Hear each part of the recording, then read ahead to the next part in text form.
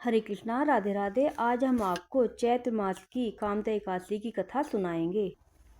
चैत्र मास की अमावस्या को हमारे भारतीय संवत की अंतिम तिथि होती है और इसकी अगली प्रतिपदा को प्रारंभ हो जाता है हमारा नया संवत और भगवती दुर्गा के नवरात्रों के बाद आने वाली चैत्र के शुक्ल पक्ष की एकादशी को कामदा अर्थात सभी कामनाओं को पूर्ति करने वाला कहा गया है।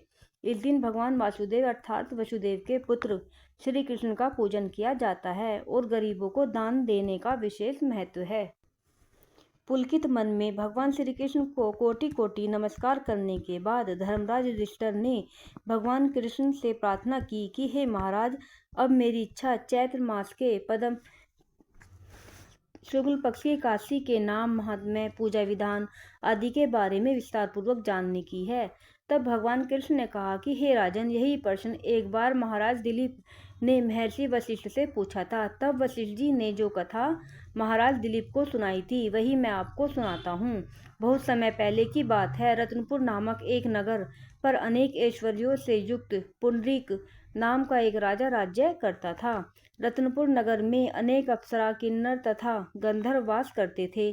उनमें ललित और ललिता नामक पति पत्नी भी थे। उन दोनों में अत्यंत स्नेह था। थोड़े समय के लिए भी अलग होते ही वे दोनों अत्यंत व्याकुल हो जाते थे। एक समय पुंडरीक की सभा में अन्य गंधर्वों के सहित ललित भी गाना गा रहा था। गाते गाते उसको अपनी प्रियतमा ललिता का ध्यान आ गया। इससे ध्यान भंग हो गया और गायन का स्वरूप बिगड़ गया।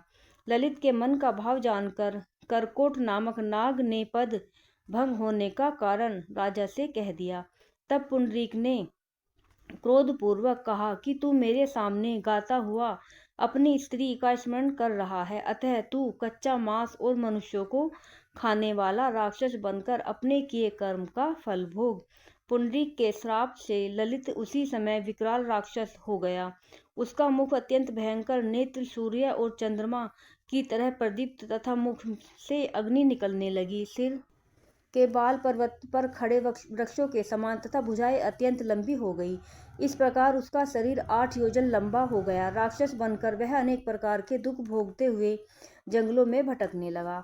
अब तो उसकी स्त्री ललिता भी अत्यंत दुखी होकर उसके पीछे पीछे भटकती रहती और तरह तरह से विलाप करती रहती। वह अपने पति के उद्धार का उपाय भी सोचती रहती थी। एक दिन ललिता अपने पति के पीछे पीछे चलते हुए विंध्याचल पर्वत पर श्रृंगी ऋषि के आश्रम तक पहुंच गई। श्रृंगी ऋषि ने ललिता को देखकर पूछा कि हे देवी, तुम कौन हो और यहाँ किस लिए आई हो? ललिता बोली, मुनिवर, मेरा नाम ललिता है। मेरा पति राजा पुंडरीक के शाप से भयानक और विशालकाय राक्षस बन गया है। इसका मुझको बहुत दुख है। इसके मेरे पति के उद्धार का कोई उपाय बताइए। ऋषि बोले कि हे गंधर्व कन्या, अब चैत्र शुक्ल एकादशी आने वाली है जिसका नाम कामदा एकादशी है। उसका व्रत करने से मनुष्य के सब कार्य सिद्ध होते हैं।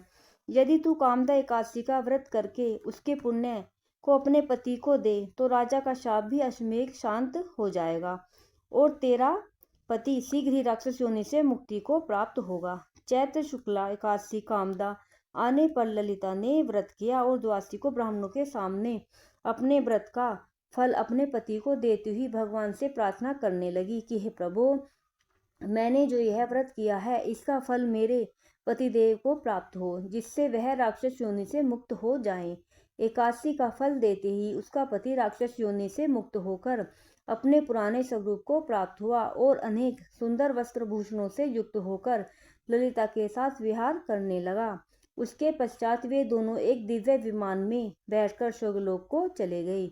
वशिष्ठ मुनि ने आगे कहा कि हे राजन, इस व्रत को जो विधि पूर्वक करने से समस्त पापों का नाश हो जाता है तथा राक्षस आदि की योनि भी छूट जाती है, संसार में इसके बराबर कोई और दूसरा व्रत नहीं है। इसकी कथा पढ़ने या सुनने मात्र से ही वाजपेयी यज्ञ का फल प्राप्त होता है। राधे राधे। बोलो एकादशी मैया की जय।